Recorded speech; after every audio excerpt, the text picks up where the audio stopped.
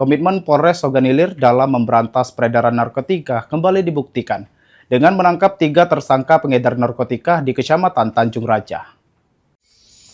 Di mana sini kayak dapat deh? Tiga tersangka pengedar narkotika jenis sabu tak berkutik saat ditangkap petugas Satres Narkoba Polres Oganilir di lingkungan Kelurahan Tanjung Raja, Kecamatan Tanjung Raja. Penangkapan dilakukan setelah polisi menerima informasi dari masyarakat terkait maraknya aktivitas peredaran narkoba di kawasan tersebut.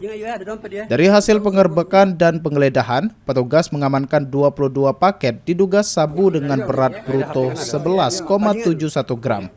Polisi juga menyita sejumlah plastik klip bening, alat yang diduga digunakan untuk mengkonsumsi dan mengemas narkotika, uang tunai, beberapa unit telepon genggam, serta 1 unit sepeda motor yang diduga terkait aktivitas peredaran narkoba.